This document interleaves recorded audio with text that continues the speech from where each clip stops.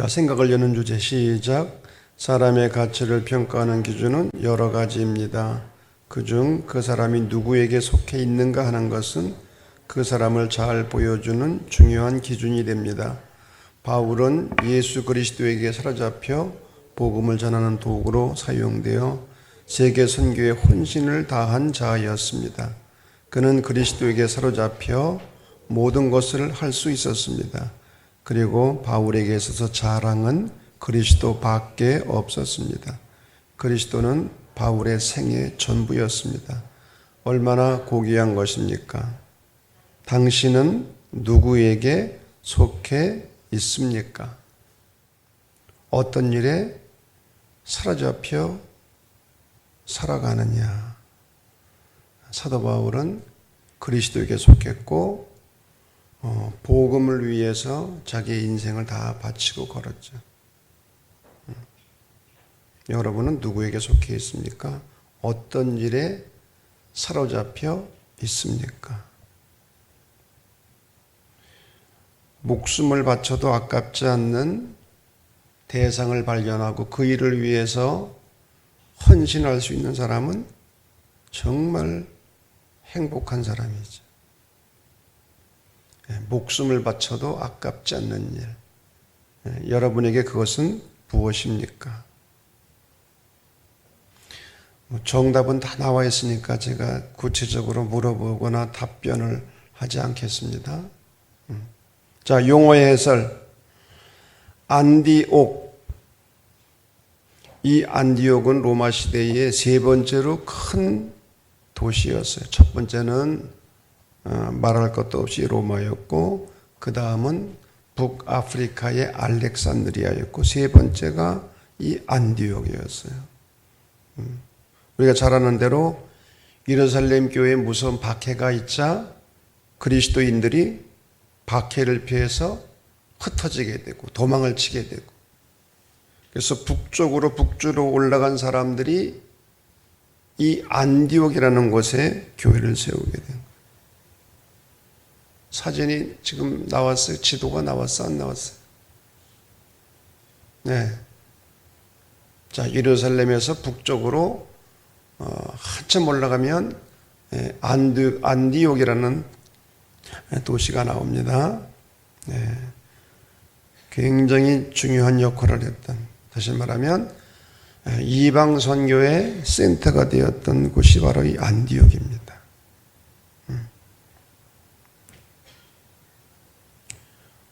자, 그 다음 제우스. 우리가 성경에는 스스로 번역이 됐는데 시랍의 신 중에서 최고의 신입니다. 그래서 우주 만물을 주관하는 신들의 아버지라고 불리는 제우스 신. 그 시대에는 이 제우스를 최고의 신으로 믿었고 숭배를 했습니다. 그리고 헤르메스, 사도행전에는 허메라는 말로 표현이 됐는데, 이 헤르메스는 제우스 신의 막내 아들입니다. 막내 아들. 그래서 모든 동물 세계의 번식을 관장한다고 믿었고요. 여러 가지 역할을 이 헤르메스가 했다고 그 당시에는 믿었습니다. 그리고 아데미, 19장 24절에 나오는 이 아데미는 제우스 신의 딸이었어요. 수렵의 여신이고요. 그리고 다산을 상징하는, 많은 자식을 낳게 하는 그러한 신으로 숭배가 됐습니다. 자, 그래서 그 에베소에는 이 아데미 신전이 세워져 있고 지금도 이 아데미 신전은 세계 7대 불가사의 가운데 하나로 알려져 있습니다. 자, 시대적 배경입니다. 로마의 도로를 통한 복음 전파. 그 당시 로마는 도로가 가장 발달되어 있었어요. 왜? 나라들을 정복하고 통치하기 위해서 도로를 잘 만들어 놓은 거예요. 그 당시에 전차는 마차지요. 마차나 말을 갈아탈 수 있는 역참, 정거장과 같은 것이 이미 있었어요. 그리고 여행자들이 머물 수 있도록 여인숙이나 여관이 있었고요. 또 강도들로부터 도로를 지키는 일을 맡은 특수경찰들이 조직되어 있었고. 그래서 사도 바울은 이 잘 발달된 로마의 도로망을 이용해서 복음을 전할 수 있었고, 또 더 중요한 것은 그 당시에 힐어버가 공용어였어요. 공용어. 우리가 잘 아는 대로 히랍의 알렉산더 대왕은 히랍 문화의 전도자 역할을 했는데 가는 곳마다 정복을 하면서 히랍어를 사용하도록 그렇게 했죠. 그래서 이 사도 바울이 활동하던 그 시대는 지중해 일대에 히랍어가 공용화되어 있던 거예요. 그러니 도로가 잘 발달되어 있죠. 언어가 통일되었죠. 복음을 전하기에 가장 적합한 시대라고 말할 수가 있습니다. 바로 이때 사도 바울이 이런 것들을 이용해서 복음을 전한 것입니다. 자, 그러면 사도 바울, 그는 누구인가? 사도 바울은 당시 상업과 학문의 중심지였던 길리기아 지방의 타소에서 출생합니다. 이 길리기아 지방은 로마의 한 부분이었죠.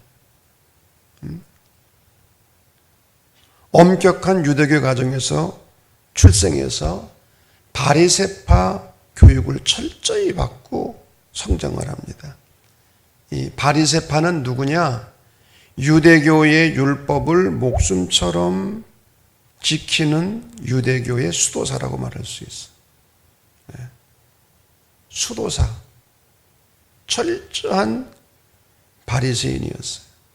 그리고 그 당시 가장 유명한 랍비 중 하나인 가말리엘 1세에게 학문을 배웁니다. 그는 신앙적으로나 학문적으로 상당히 뛰어난 사람이었어요. 최고의 수준에 올라가 있던 사람입니다.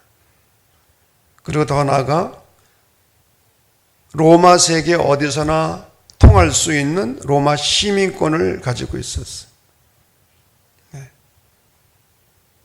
이러한 바울이 그리스도교를 박해하는 일에 앞장섰다가 다메섹 도상에서 부활의 주님을 만나고 이방인을 위한 사도가 되었습니다. 그가 그동안 가지고 있던 모든 것, 율법에 통달한 지식, 학문적인 훈련, 하나님에 대한 열정, 이런 것들이 그리스도교의 복음을 위해서 쓰여지게 된 거예요. 그러니 하나님의 섭리가 놀랍기 그지없는 거죠. 자, 말씀의 해석에 들어갑니다. 첫째, 바울의 회심과 소명, 다메섹 도상에서의 바울의 회심. 스데반의 순교를 시작으로 일어난 예루살렘 박해는 시간이 흐를수록 조직적으로 진행이 됩니다. 점차 확대되어 나갔고요. 그런데 이런 무서운 박해에도 불구하고 그리스도인들은 용기를 잃지 않고 오히려 복음을 전하는 거예요. 그래서 이 기독교의 복음이 놀랍게 확장되어 나가는 겁니다. 이런 상황에서 유대교 과격파들은 충격을 받게 됩니다. 그래서 더욱더 그리스도교와 교회를 박해하는 일을 하게 되는데 그 중에 한 사람이 바로 사울이었죠. 그래서 대제사장으로부터 그리스도인들을 붙잡으라는 공문서를 받아가지고 살기 등등해서 다메섹으로 가는 거예요. 다메섹, 오늘날의 다마스커스죠. 근데 다메섹으로 가는 도상에서, 길 위에서 바울 개인에게 뿐만이 아니라 그리스도교 역사에서 가장 중요한 전기가 되는 회심 사건이 일어나게 됩니다. 하늘에서 강한 빛이 비추고 음성이 들려옵니다. 바울아 바울아, 사울아 사울아, 네가 어찌하여 나를 핍박하느냐. 지금 바울은 교회를 핍박하고 그리스도 교인들을 박해하는데 예수님은 당신을 박해한다고 얘기하시는 거예요. 주여 누이시니까 나는 내가 박해하는 핍박하는 예수라. 이 소리를 듣고 이 사도 바울은 눈이 멀게 됩니다. 강한 햇빛으로 인해서. 그리고 아나니아를 만나게 되죠. 다메섹에 있는 아나니아를 만나게 되는데 아나니아는 환상 중에 사울을 찾으라는 음성을 듣고 그 말씀에 순종합니다. 그 당시에 사울을 만난다는 것은 굉장히 두려운 일이었어요. 왜? 무서운 박해자인데 어떻게 그를 만납니까?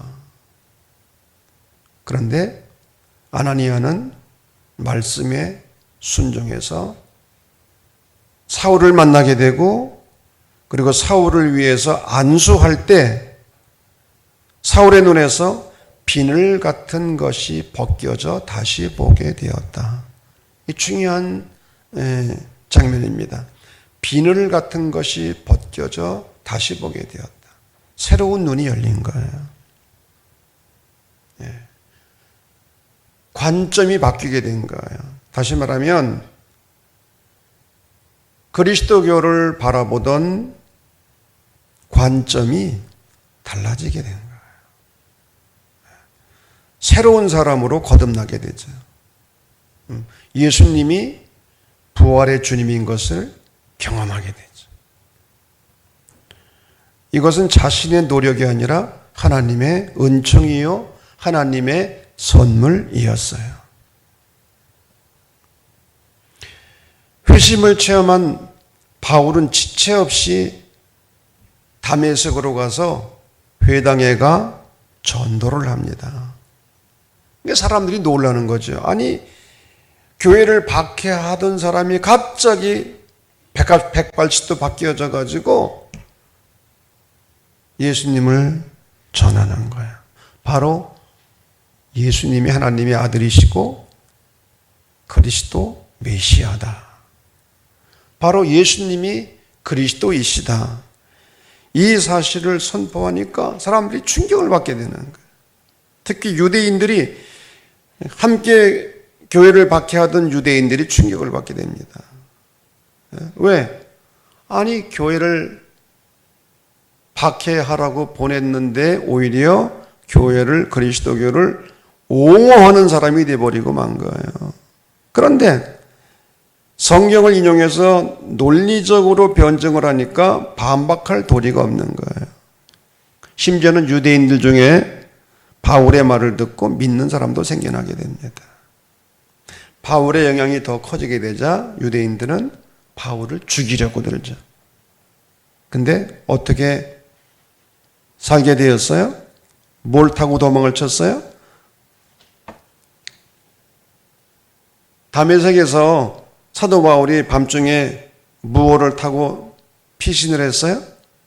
광주리를 타고 그리고 도망을 치게 되는 거예요. 자, 그러면서 본격적으로 사도 바울의 세계 선교가 시작이 됩니다.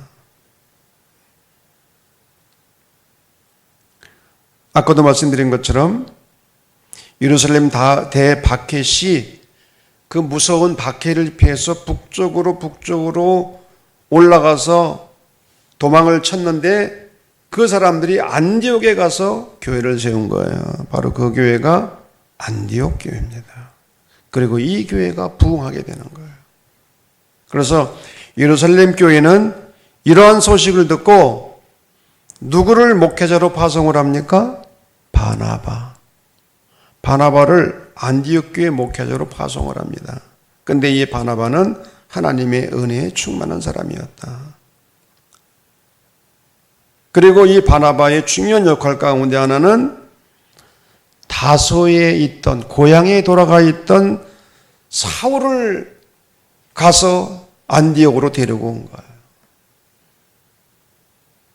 사울을 바울 되게 했던 사람은 바로 이 바나바입니다. 어느 누구도 이 바울을 인정하지 않았어요. 그 당시 예루살렘 교회에서는. 그런데 사람을 알아보고 이 사울의 고향에 가서 그를 데려다가 함께 안디옥 교회에서 목회를 하도록 한 거예요. 바나바와 바울이 안디옥 교회에서 목회를 한 거예요. 자, 그런데 이 안디옥 교회는 바울과 바나바에게 안수하고 선교사로 파송합니다. 어떻게? 성령의 지시에 따라 금식하며 기도한 거예요.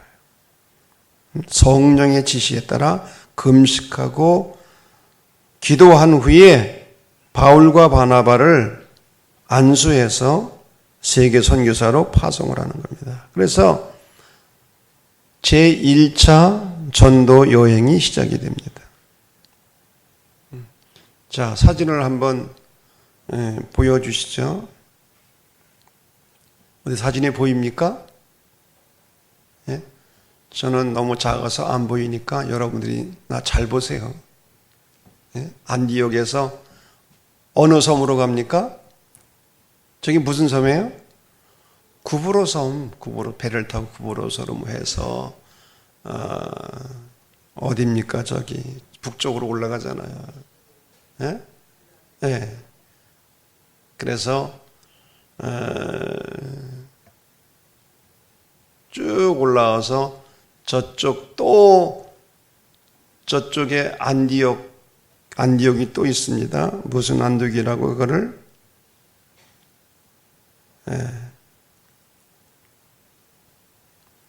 비시디아 안디옥으로 가서 루스드라 더베에서 다시 방향을 바꿔서 돌아온 길로 해서 배를 타고 안디옥으로 돌아오는, 사실 거리상으로는 2차 전도 여행에 비해서 상당히 짧은 코스입니다. 자, 이 구브로 섬에서 어떤 일이 일어납니까? 바예수라는 유대인 거짓 선지자 엘리마가 사도 바울의 선교를 방해하니까 그가 소경이 됩니다. 소경이 돼요. 그래서 이 일로 구브로 섬의 총독이에게 복음이 전하게 되는 그런 계기가 되었고요. 두 번째로 비시디아 안디옥에서 사도 바울이 설교를 합니다. 13장. 여러분 13장을 한번 펴보시기 바랍니다. 13장 13절부터 바울과 바나바가 비시디아 안디옥에서 선교를 하는데 여기서 사도 바울이 설교를 합니다. 근데 이 설교는 선교사로서 최초의 구속사적 설교였어요. 하나님의 구원사를 말하는 거예요.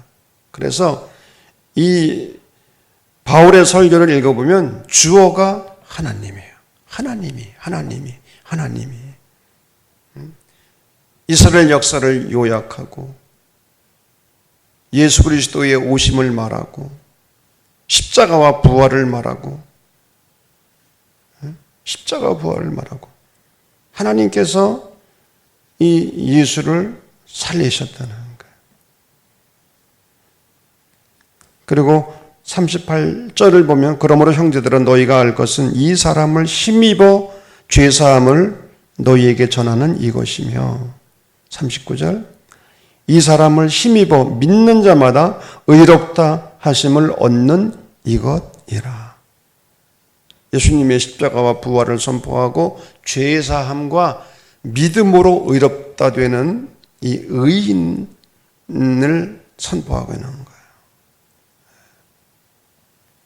최초의 구속사적 설교입니다. 그리고 니온이라는 곳에서 선교를 하는데 유대인의 회당에서 복음을 전할 때 많은 무리가 믿기도 했지만 또 박해도 받는 거예요. 바울이 전한 복음을 다 받아들인 게 아니에요. 박해도 많이 받았어요. 그런데 루스드라와 더베에서 어떤 일이 벌어지는가? 나면서부터 안진뱅이를 사도 바울이 고치게 됩니다. 그랬더니 사람들이 바나바를 제우스라고 하고 바울을 헤르메스라고 하면서 두 사람에게 제사를 드리려고 하는 거예요. 바울과 바나바를 신일하고 신격화하고 제사를 드리려고 하는 거예요. 근데 그런 상황에서 바울과 바나바는 뜯어 말리죠. 우린 신이 아니다. 자신들을 신격화하는 것을 거부하는 거예요. 굉장히 중요한 장면입니다. 여러분, 신격화하면은 복음을 전하기가 얼마나 좋겠어. 왜? 아니, 신의 말이니까 어떻게 거부를 해요? 순종할 수밖에 없는 거죠. 바울과 바나바는 더 이상 동쪽으로 가지 아니하고 온 길로 되돌아서 다시 루스드라, 이고니온, 비시디아, 안디옥을 거쳐서 출발했던 안디옥으로 돌아오게 됩니다. 이게 제1차 전도 여행입니다. 그 기간은 46년에서 48년 주후가 되겠죠. 약 2년 동안의 기간임을 우리가 알 수가 있습니다. 자, 제2차 전도 여행. 바울과 바나바는 얼마 동안 다시 안디옥에 머물면서 목회를 하게 됩니다. 그리고 제2차 전도 여행을 준비하게 되는데 문제가 발생했어요. 바울과 바나바가 싸움을 한 거예요. 그런 내용이 어디 있어요? 15장 39절을 보면 서로 심히 다투어 피차 갈라서니, 심히 다퉜대. 아주 심하게 다퉜대. 무슨 문제로 다퉜어요? 마가를 데리고 갈 거냐 말 거냐. 바나바는 마가를 데리고 가자는 거예요. 근데 마가가 어떤 사람입니까? 제1차 전도여행을 하다가 도망을 쳤다는 거. 힘들었는지 뭐 했는지는 모르지만 어떻든 도중 하차했어요. 그런 사람을 바나바는 데려가자는 거야. 바울은 안 된다. 두 사람의 의견이 갈등을 일으킨 거죠. 그래서 그런 해석을 합니다. 바나바와 바울이 관점의 차이가 있었는데, 바나바는 사람 지향적인 인물이라고 한다면 사람을 중요시키고 사람 상처받지 않게 하고 한 번 더 그래도 잘못했지만 기회를 주고 그런 사람인데, 바울은 과업 중심의 사람이라는 거지. 일이 잘 되게 해야지. 그런 사람 데리고 갔다 또 일을 망치면 어떡해. 그러니까 과업을 더 중요시 여겼다는 거예요. 바나바는 과업보다는 사람을 더 중요시 여기고, 이것은 서로 잘잘못의 차이가 아니에요. 관점의 차이인 거지. 그런데 그런 가운데서도 결과는 유익이었어요. 왜? 두 사람이 싸워서 갈라졌지만 어떤 효과가 있었어요? 바나바는 누구를 데리고? 마가를 데리고 갔고, 바울은 누구를 데리고? 실라를 데리고 서로 갈라져서 복음을 전하게 되는. 그러니까 또 효과가 나타나는 거죠. 싸웠지만 결과는 뭡니까? 유익이에요. 결과는 유익이다.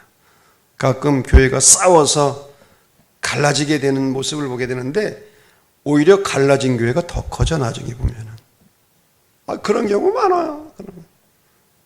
싸운 것 자체는 좀 문제가 있지만은 근데 결과로 보면은 더 복음이 확장되고 교회가 부흥하는 것도 보게 됩니다. 자,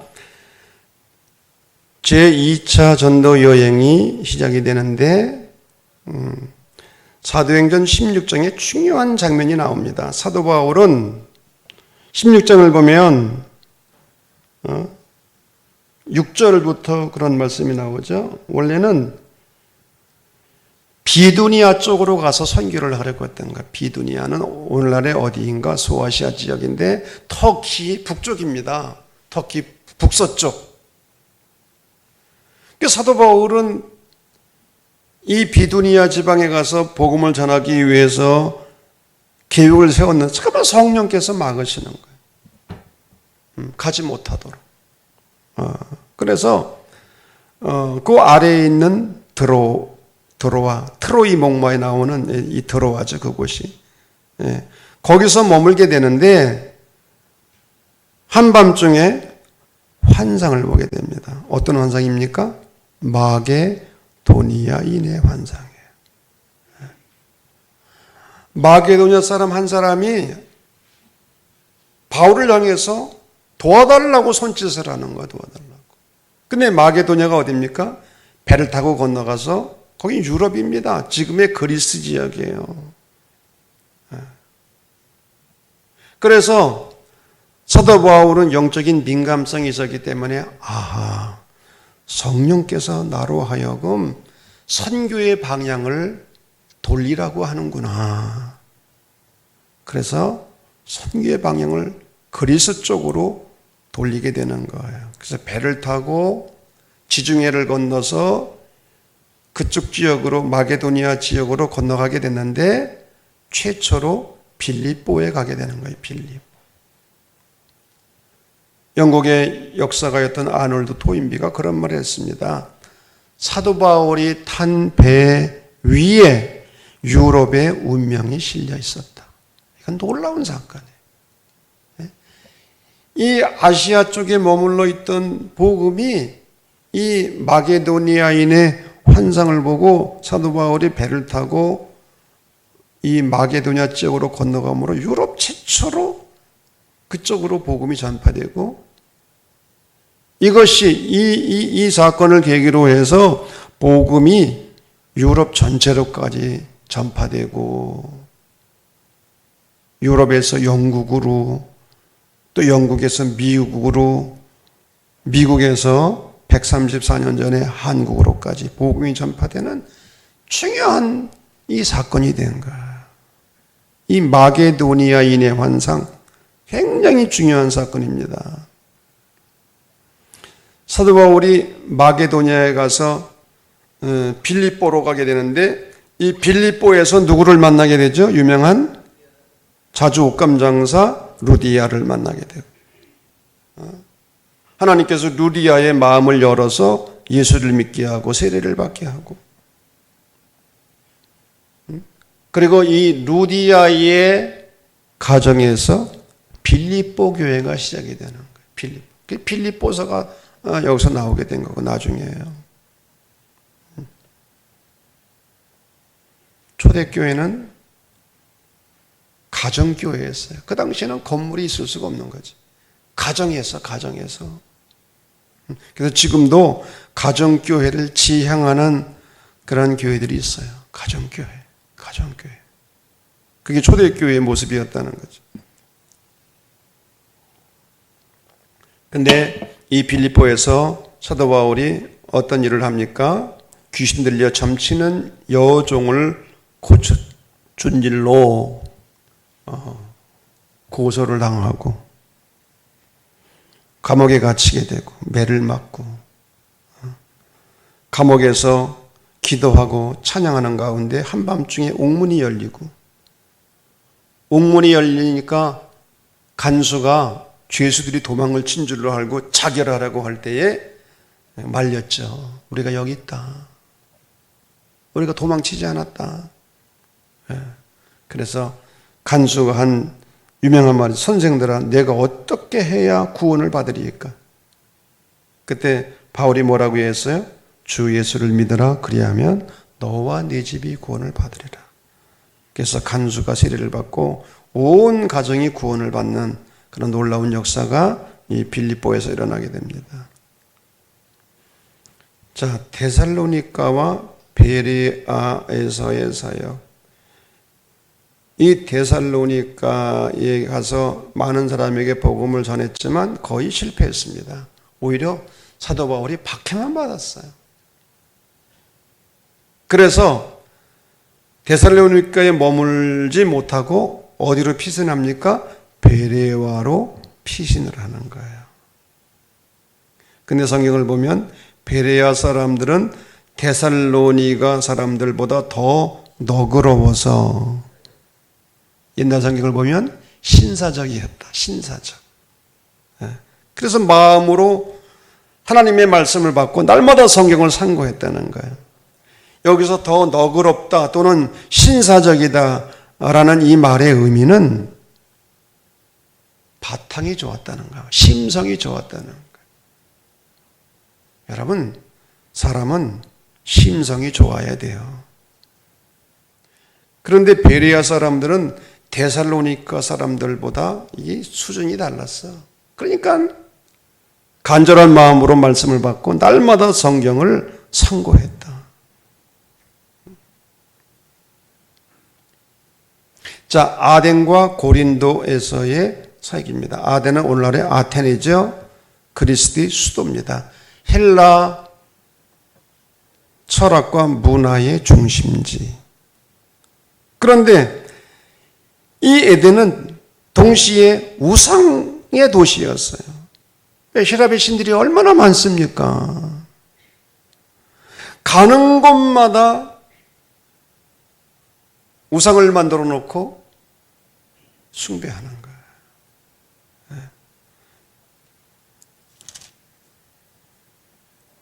그래서 사도 바울이 아레오바고라고 하는 곳에 가서 무슨 말을 합니까? 아덴 사람들은 너희를 보니 범사에 종교심이 많도다. 왜? 우상을 만들어 놓고 뭐라고 써붙였어요? 알지 못하는 신에게. 그렇게 써붙여놓고 한 게, 신을 섬겨야 되겠는데 알지를 못해. 그래서 그냥 알지 못하는 신에게. 근데 여기서 사도 바울이 철학자들과 변론을 하지만 그들은 복음을 받아들이지 않습니다. 성과가 미미했어요. 한마디로 실패했어요. 그래서 사도 바울은 아덴에 잠시 머물러 있다가 고린도로 옮겨가게 됩니다. 이 고린도는 당시 아가야 지방의 수도였으며 동서교역의 중심지였어요. 항구 도시입니다. 이 도시는 사치와 향락의 도시였어요. 그 고린도 도시 높은 곳에 신전이 있어요. 신전. 기억납니까? 다 까먹었어요? 근데 밤이 되면 그 신전에 있는 남자 사제, 여자 사제들이 도시로 내려온다는 거예요. 왜? 몸을 팔기 위해서. 그래야 그 수입으로 신전 운영이 되니까.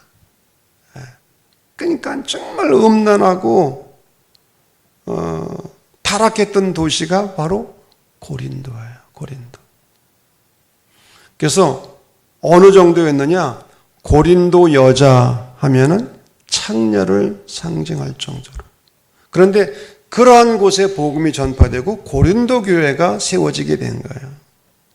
그러니까 이 고린도 교회는 정말 그 분위기가 그러니까 정말 문제가 많았어. 고린도 교회는. 그래서 사도 바울이 이 에베소에서 고린도전서, 고린도후서를 쓰지 않습니까?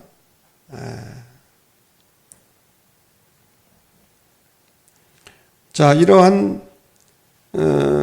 선교를 하면서 제 2차 전도여행이 끝을 맺게 되는데, 이 여행 기간도 약 2년 동안 주후 49년에서 51년까지로 우리가 추정을 해볼 수가 있습니다.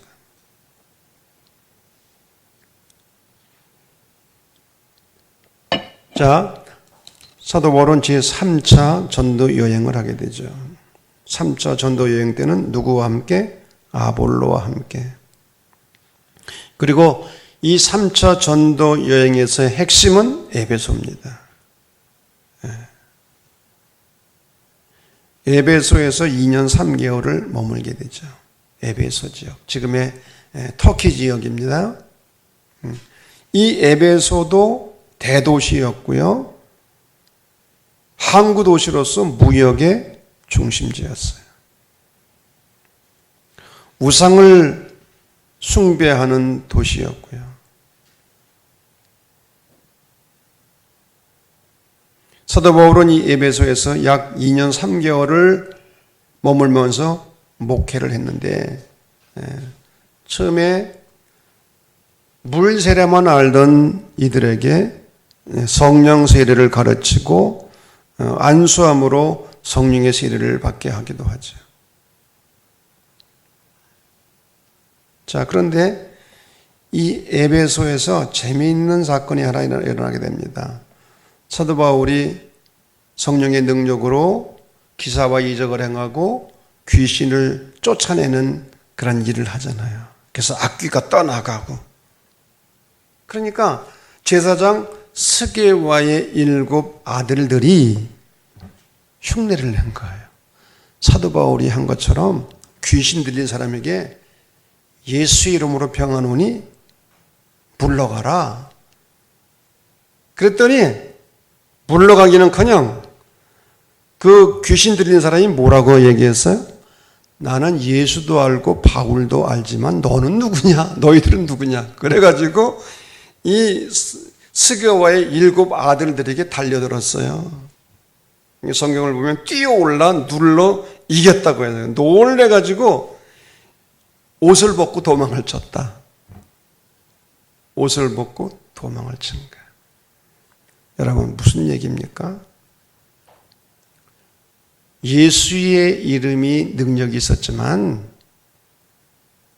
예수의 이름이 능력을 발휘하기 위해서는 흉내내는 신앙으로는 안 된다는 거예요.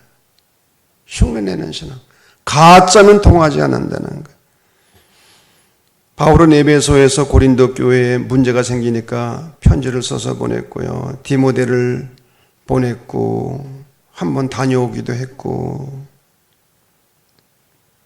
자, 드로아에서의 사역 20장입니다. 드로아에서 어떤 일이 일어납니까? 사도 바울이 회당에서 설교를 할 때에 한 사람이 창가에 걸터 앉아 조는 거예요. 그러다가 3층에서 떨어져 어떻게 했어요? 죽었어요. 이름이 누구예요? 유두고.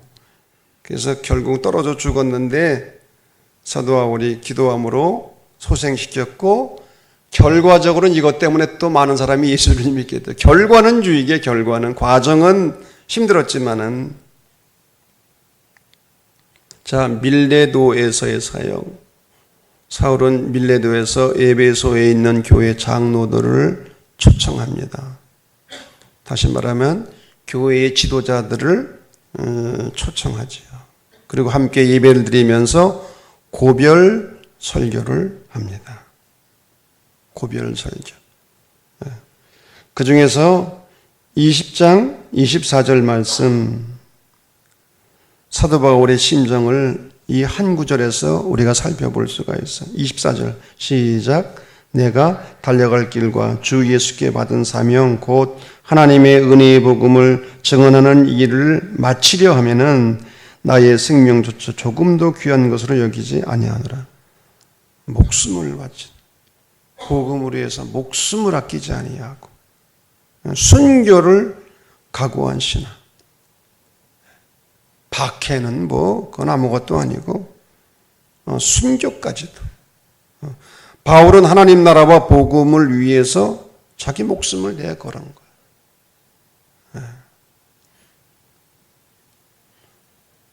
사도 바울이 두로와 가이사랴로 가게 되는데 여기서 빌립의 딸들과 같이 함께 갔던 사람들이 바울의 예루살렘 행을 만류합니다. 당신 거기 가면 박해받을 뿐만 아니라 죽는다. 그러니 예루살렘을 가면 안 된다. 가지 말아라. 그렇게 강하게 만류하고 권고했어요. 그랬더니 사도 바울이 뭐라고 대답합니까? 21장 13절 나는 주 예수 이름을 위하여 결박당할 뿐 아니라 예루살렘에서 죽을 것도 각오하였노라. 순교를 각오하는 거예요. 그래서 사도 바울은 결국 예루살렘에 올라가서 체포당하게 되죠. 그래서 재판을 받게 됐는데 그때 자기가 로마 시민권인 것을 이야기하고 나는 로마의 황제 가이사에게 재판받기 원한다. 사람들이 놀라는 거지. 로마 시민권을 가진 사람을 함부로 다루면 안 되거든. 그래서 이후에 이 사도행전 내용을 보게 되면 사도 바울이 배를 타고 죄수의 몸으로 로마로 가는 그런 여정이 기록되어 있습니다. 그래서 사도 바울의 제3차 전도 여행은 주후 56년에 막을 내리게 됩니다. 자, 신학적 의미입니다. 하나님의 우주구원의 증언자 바울. 여러분 사도행전 전체의 주제가 1장 몇 절이라고 그랬습니까? 8절 말씀. 오직 성령이 너희에게 임하시면 너희가 권능을 받고 예루살렘과 온 유대와 사마리아와 땅끝까지 이르러 내 증인이 되리라. 그래서 이 사도행전은 1장 8절의 말씀처럼 예루살렘에서 유대로, 유대에서 사마리아로, 사마에서 리아에서 땅끝인 로마로까지 복음이 전파되는 과정을 그리고 있어요. 그리고 이런 과정에서 가장 중요한 것이 9장에 나오는 바울의 회심 사건.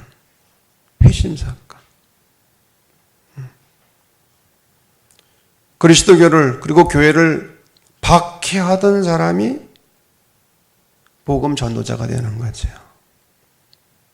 그래서 내용적으로 보면 사도행전 전체의 3분의 2가량이 사도 바울의 행전입니다. 사도 바울은 땅끝까지 선교의 주역이었어요. 우리가 믿는 그리스도교의 복음이 전 세계로 확장되고 오늘 우리에게까지 전파되기까지 이 사도 바울의 역할이 대단히 중요한 거죠.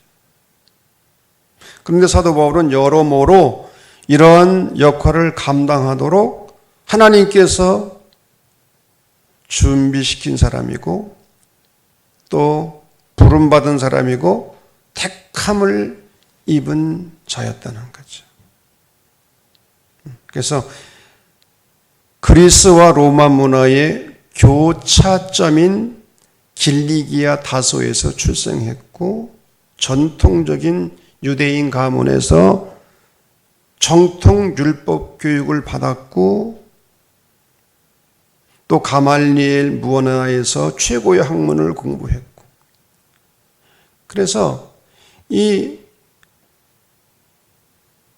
사도 바울은 당대의 거대한 두 종교 문화권, 즉 헬레니즘과 헤브라이즘 문화를 다 같이 호흡할 수 있었던 거예요. 헬레니즘 문화에도 정통했고 헤브라이즘 문화에도 정통한 거예요. 여러분, 세계의 사상적 흐름은 이 두 문화예요. 헤브라이즘과 헬레니즘. 지금도 이 두 가지 사상이 주류를 이루고 있는 거예요. 물론 우리가 믿는 그리스도교 신앙은 헤브라이즘입니다. 헤브라이즘. 헬레니즘 사상을 대표하는 것은 이원론.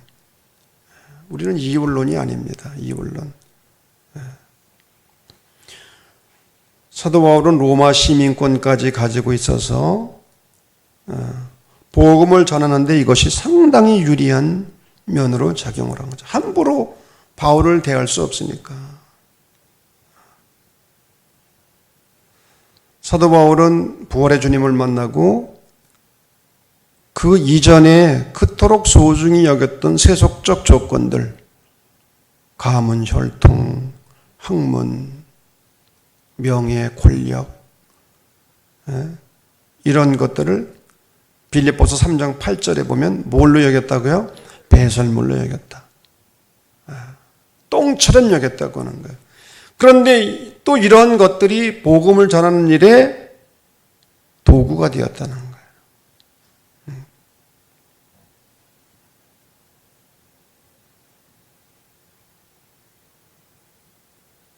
이 사도 바울을 통해서 그리스도교의 복음이 팔레스타인에 갇혀 있다가 전 세계로 확장되는 그런 계기를 마련하게 되었고, 그 결과 오늘날 복음이 전 세계로 전파되는데 결정적인 역할을 한 거예요. 복음을 위해서 목숨을 건 이 사도 바울의 선교, 사도 바울의 선교. 우리는 지금 그 영향으로 예수를 믿게 되고 이곳에도 교회가 세워지게 되고, 사도행전에서 말하는 선교는, 선교의 주체가 누구냐? 성령이시라는 거야. 인간이 하는 것이 아니라, 선교사가 하고 교회가 하는 것이 아니라 성령께서 하는 것이고, 더 신학적으로 말하면 하나님이 하시는 거다. 그래서 미쇼데이, 하나님의 선교라는 말이 1960년대부터 나오기 시작을 한 거야. 그 이전까지는 선교학적으로 선교사들이 복음을 전하고 교회가 선교를 하는 줄 알았어요. 근데 그게 아니라는 거예요.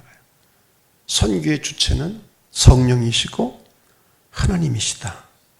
미시오데이, 하나님의 선교. 여러분, 하나님의 선교에 대해서 다음 주일을 기대하시기 바랍니다. 성찰과 나눔. 시작. 그리스도교의 선교 역사는 순환사라고 할 수 있다. 그리스도교의 복음이 들어가는 곳마다, 저는 목이 아파가지고 안 할 테니까 여러분들이 큰 소리 좀 해보세요. 다시 시작.